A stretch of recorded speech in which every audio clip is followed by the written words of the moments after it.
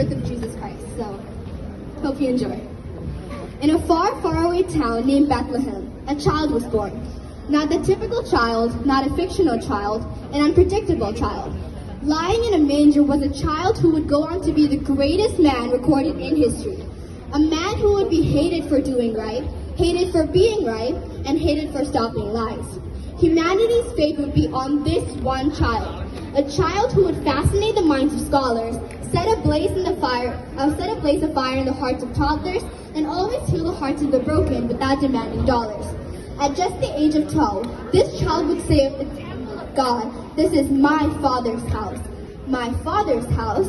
He would go on to heal the individuals who are physically sick, give to the individuals physically poor, and satisfy the needs of the physically hungry. But he came to do far more than just that. His mission was to give the spiritually sick, the spiritually poor, and the spiritually hungry just what they were looking for. He didn't come for the righteous. No, he came for the sick.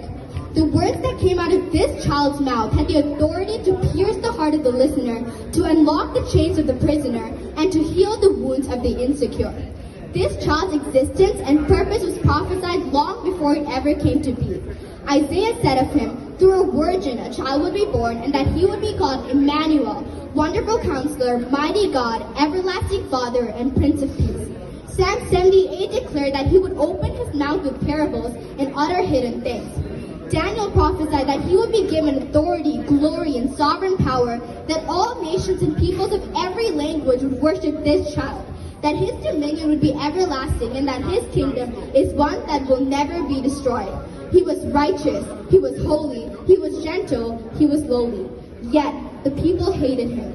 Not because he had done anything wrong, not because he had said anything wrong, but because their pride was challenged. Their hearts were examined, and their self-righteousness was no longer valid. Because this child spoke light into the darkest places, he gave invites to the worst sinners, but most of all, he loved to rewrite the stories of the listeners. He loved to take the darkest mind, the worst of the worst, and turn it into something that no one has ever seen before. He loved to take the darkest mind, the sharpest heart, the dishonest mouth, and turn it into something that would change lives. He changed lives. So it is no surprise that the people in power wanted to get rid of him. After all, he was getting all the attention, the people were getting correction, and not to mention he was giving redemption to the sinners that could never achieve perfection. So, they crucified him. The one person who didn't deserve death. They killed the one person that could change their destiny. The one person who loved them endlessly to the point that he took on their suffering willingly. "Father, forgive them," he yelled out breathlessly. He took on the death penalty, taking the spot of the ones who had betrayed it unintentionally, to the ones who admitted their whole identity, to try to destroy his name, destroy his fame. But there was coming a better day, a day where all the saints will rejoice and give him praise, giving praise to the one true name. But how can that be? He's still in the grave. 2 days have gone by and still no response. The enemy thought he had won. The people had thought it was done, but it had all just begun. He ripped apart the grave. To death he is no longer a slave, a path he came to pay.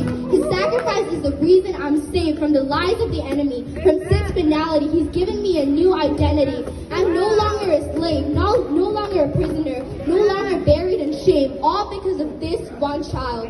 He is the way, the truth, and the life. No one comes to the Father except through him. He didn't come to create a religion. He came to establish a relationship. He wants a relationship with you. He gives joy, he gives peace, he gives salvation. In every situation, he is available, he is capable, he's unchangeable, his love for you is unexplainable, and he is irreplaceable. But most of all, he is still alive. He is still doing miracles, he is still healing lives.